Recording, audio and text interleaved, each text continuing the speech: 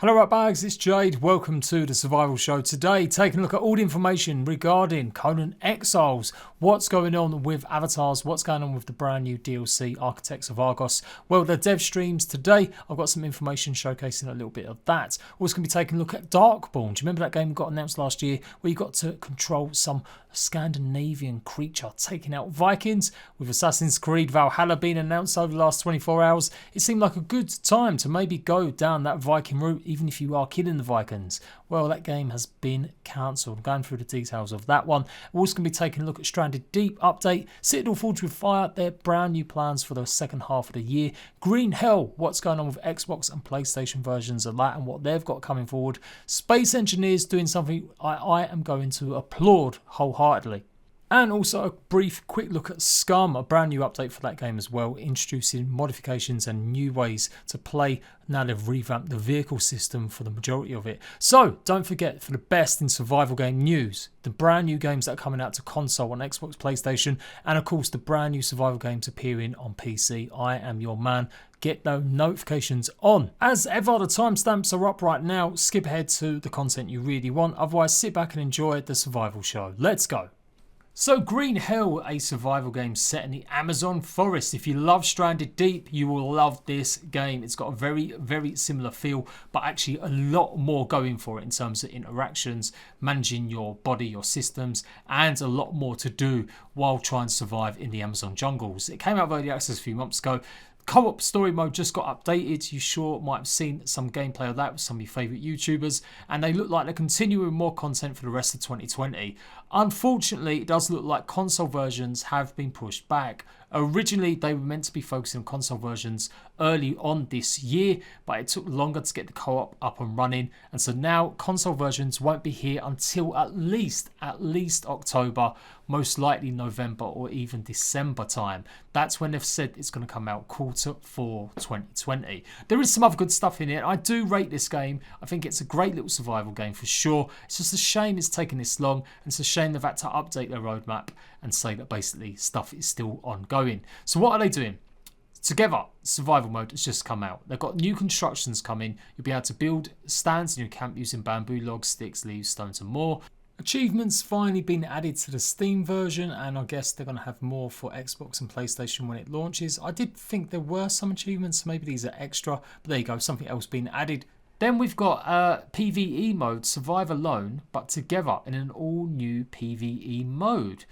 I may be thinking it's got some sort of race format. Maybe you play with friends in leaderboards, or maybe you all play on the same map, but you've got to get to an objective quicker. It just is a bit strange to call it the all-new PvE mode. It's a bit odd. Creepy Jar is renewing their commitment to seeing Green Hell on the PlayStation 4 and Xbox One consoles. Yeah, well, you know, I ain't gonna lie. They hyped up a lot about what they were doing. Things change, of course. They said they were going to have this game coming out. They put an announcement trailer for Switch even. So that's kind of been dropped off of this. I presume that will come, but it's not looking likely now to 2021. And again, that's a bit of a shame. They did a trailer for it, saying it would come to the Switch version. So yeah, where's that? So yeah, good news. We are going to be getting it confirmed. Bad news, it's been pushed back a lot longer now. I was fully expecting it to come out maybe in sort of July or August, as the co-op seemed like it was the last piece in the puzzle to flesh out the game a little bit more. As ever, I'll keep you guys up to date when we get any more news and information about it. But for sure, it's a great game.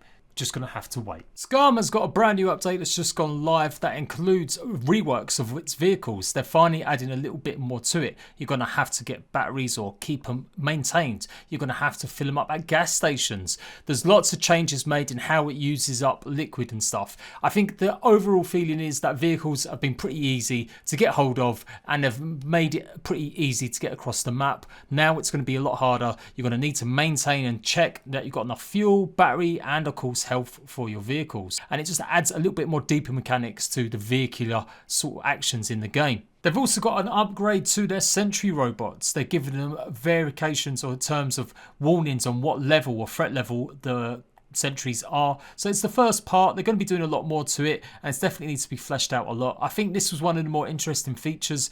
Apart from the puppets or the zombies, it was these guys I was looking forward to maybe messing around with. I would like the idea in the future that maybe you could hack into one, even if it only lasted for like a minute. Imagine turning a tide of battle in a PvP encounter against another group, and because your skill was so high, you was able to hack into one of these and take out the other team. Just the thought, devs, if you're watching. But yeah, it looks pretty cool what they're doing with it. Scum is slowly adding more gear. Well, I say slowly. They've been pretty consistent actually. Every sort of 6 to 8 weeks, adding big chunky updates alongside lots of smaller ones in between. No news still about console. As I've said in previous multiple times, it's not looking likely to come to console until full PC release, and that is probably not until next year. And finishing off that, they've reworked the stealth systems to make it a little bit more immersible, going up against some of the puppets and hopefully getting behind them without them seeing you too close up. And they've added a bunch of new building features to the game as well. Lots of quality of life, lots of good stuff for players that are still enjoying this game. So a game I've been following since last year, in fact last April, is DarkBorn. Originally a project called Project Y and something else before that. It's been long developed by a former developer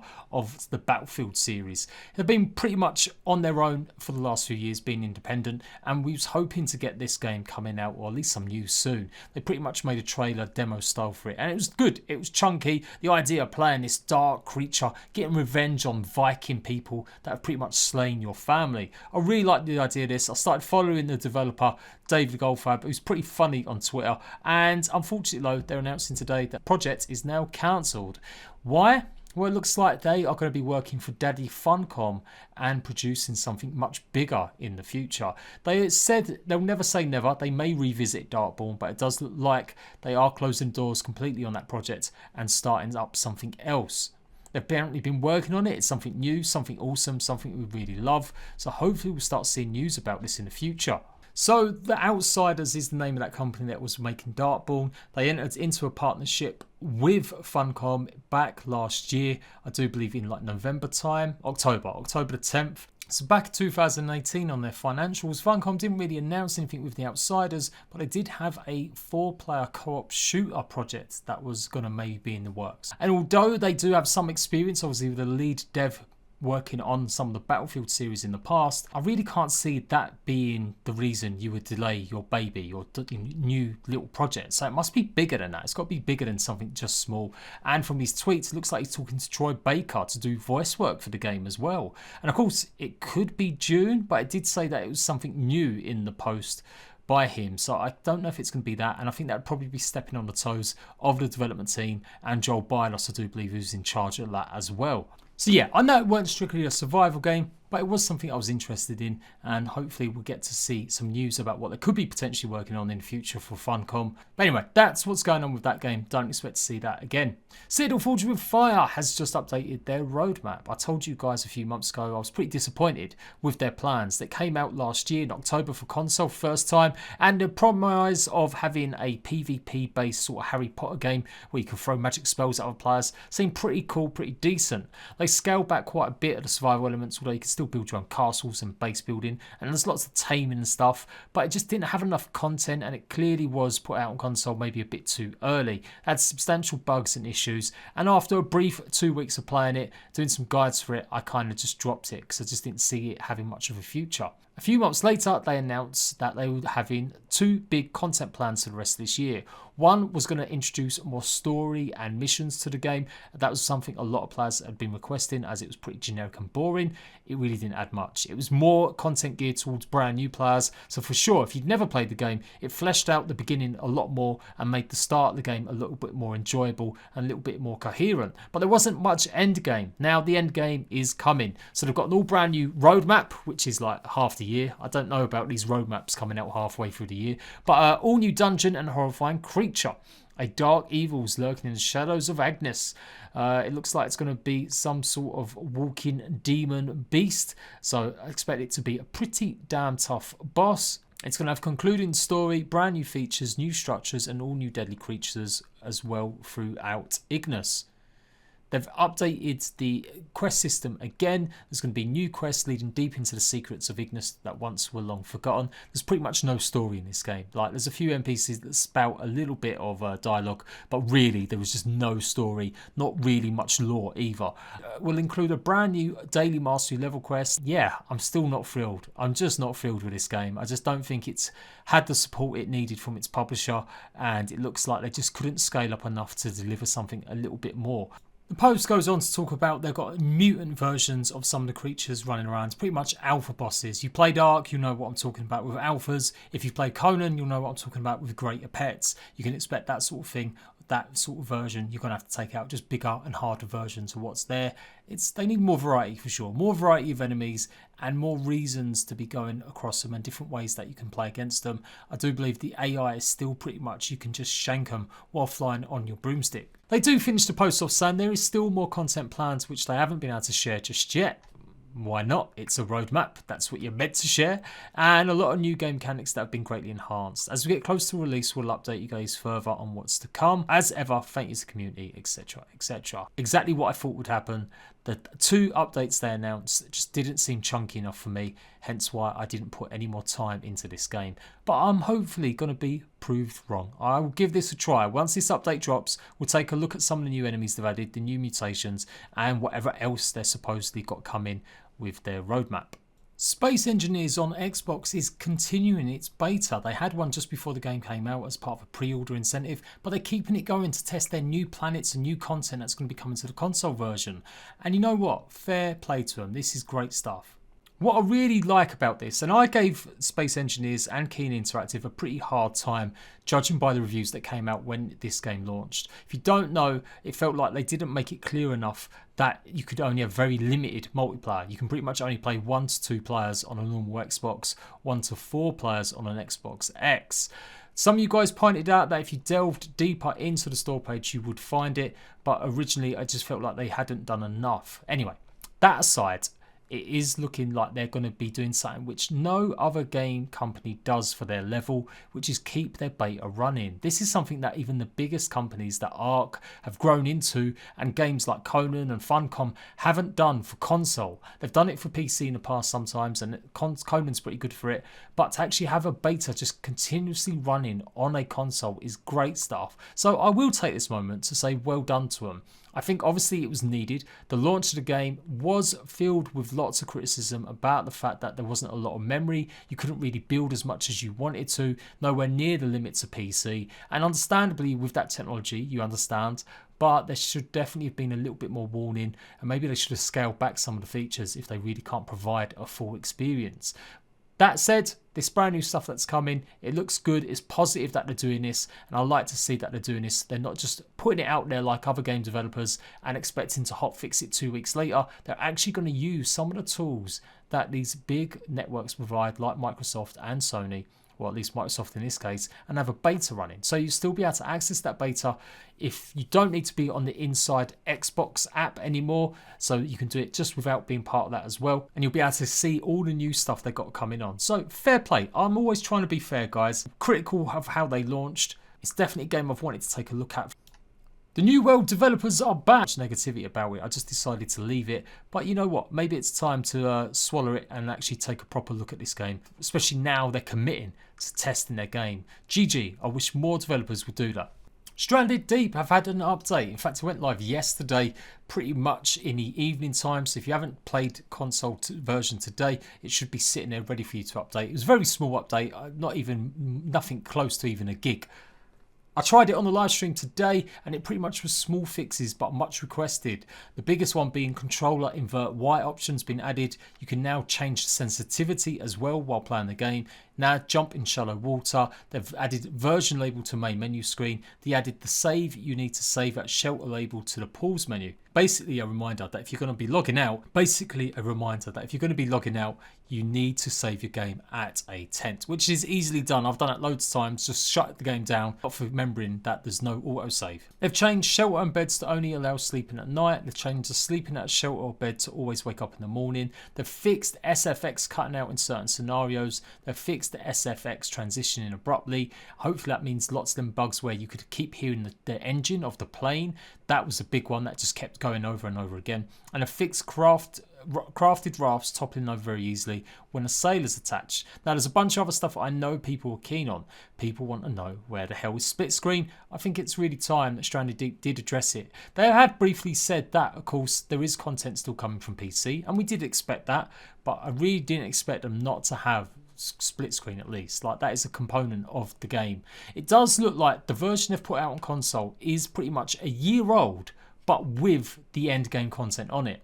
It doesn't seem to have some of the large creatures that have been put out in the last 6 months or so on PC, and a good few other options on PC, but it does have the end game, which PC doesn't have. So it looks like whatever version they had nearly ready to go, not even a year ago, nearly 2 years ago, coming up to 18 months ago, then that is the version they kind of have put out. It's a bit of a shame that during that process they didn't manage to get some of this stuff ready for console, but it's not been the end of the world. Although I do realise some people really haven't been able to play the game because they need the invert Y option on. Who knew there were so many of you weird airplane players out there? Anywho, there's other stuff as well, like being able to craft supports or shelving on your rafts. You guys are really fed up of losing stuff or finding other ways to transport your goods across the islands. Hopefully that will be addressed in the next update. As ever, I'll give you the updated news on this game. It's been doing well on the channel. Appreciate all the support on the beginner's guides and stuff. So Funcom finally showed off the brand new DLC set that's coming. I'm going to be talking about that, and their new executive producer highlighted and talked about some of the stuff they've been working on, including the brand new follower management system. Part 1's obviously already come out in March for Xbox, PlayStation and PC. Part 2 is undergoing testing at the moment, which refines even more the follower commands that you can do. One good thing that's come out of the talks of this live stream was that Scott reckons with the optimizations they've been able to do, they may be able to actually increase the thrall limit from what originally it was going to do. This is all geared towards basically having smarter and better AI so that they don't have to have as many followers out on the map. There is still the cap incoming. The cap is going to reduce how many thralls and AI you have, and you're all going to be given notice to get rid of them. There's ways they've just put in that will give you the option to get rid of them from distance, so you can literally do it all from one menu. Originally it was meant to be 50, I do believe, or 55 followers that you could keep. Well, it looks like it's going to be increased a little bit more. They're confident they can get it. They didn't list a number, but they said with optimizations they should be able to add a little bit more than they originally thought. And I think this will please a lot of people worried that as soon as they start taking away all their thralls and followers, they're just going to get raided even easier. No doubt about it, it's a challenge getting all of this right. And of course the big question for me, where is the bloody avatars? I told you guys in a big lengthy video the other day talking about lots of stuff with the DLC, the maps that are coming, the Shattered Shore DLC that's obviously on its way in the future. Why have we not heard about the avatars? But we'll get to that in a minute. But you can see some of the new attacks. And I've shown this all, I've shown you guys how it all works. You can set distances where your thralls and followers guard, whether or not there'll be an attack stance and what they will attack. It's not only your followers and thralls that are going to be improved though, put this out for everything. All the AI across the whole network is going to be fixed and improved on. So hopefully this means a lot of the derpiness that happens with some of the NPCs and mobs will be hopefully improved. And of course, just as I told you guys about the leak the other day, they leaked accidentally the brand new DLC trailer for the new DLC that's coming, paid DLC, which is pretty much the architects of Argos, where it's pretty much Roman Greek style armors and weapons on a seafaring nation. There are no boats or ships yet. Who knows, maybe when we get the Shattered Shore expansion that may be a thing. I am a bit grumpy. I tried outlining it in my video the other day. I don't want to be seeing any more paid DLC being promoted and sold until we hear some freaking answers about some of the other stuff that you guys are either just want to know. What's going on with avatars? It seems like we are expecting people to just buy all this stuff. You can see though it's got a big mix of different weapons, armors. Apologies for the poor quality. It's not me, it's them. I promise you. They did this in 720p. Obviously working from home. Fair play to them to actually getting this going, but it did mean that the quality tanked quite a bit. Brand new building pieces, curved pieces like the arena, very Aquilonian style looking, waterfalls, you get the kind of deal. They've got new horse armors as well, so they're going to be adding, they'll be comparable again. So technically they're not cosmetic only because they do have stats, but they're comparable to other armor and gear that's in the game. And just as I predicted in my video the other day, they're going to be releasing this brand new DLC with the followers update on May the 7th, Thursday, May the 7th. All in all, there's a bunch of more details that I'm going to probably go through in a separate video, or in fact, I'm going to direct you to another channel. Kaya on Fire will probably take you through the rundown, I'm sure of it. I know she was watching the stream, so I'm going to leave the link for her video. I'll update the comment section with it and I'll post it there, because you know what, I got a busy weekend this weekend, but overall, it looks like what they're saying is it's been worked on. Everything's been worked on. The purge system in Conan, which has long been pretty negative, people say it just doesn't really do the job it's meant to, is going to be reworked, where NPCs will attack your base periodically. They're working on more stuff, obviously with the followers. The AI is still going to be improved, and of course the big one, they did mention that avatars will be making a return, not knowing when yet, but it is something that they think needs to come back to official servers. Of course, big spoil sports, no talk about the new expansion map, no talk about any sort of other pass, season pass or anything else that's going on. Obviously, I know they can't speak about some of that stuff. They want to announce it big time in a big trailer and a showy way. But I just really wish they'd done this a little bit earlier, doing a live stream talking about all the stuff they're working on before announcing more paid DLC. Leave, guys, let me know what you think. And last, Oasis should be launching their brand new event style servers maybe this week. That's the rumour that's going on. It's coming soon. Hopefully private servers as well should be going live this weekend. Lots of content, lots of exploits and fixes being done. They've also spoken again about what they're going to be doing to undermeshers, as well as announcing last week that they were going to wipe out cheaters and tribes associated with them. Lock, stock and barrel. If you're caught cheating, that's it. Your whole tribe is gone.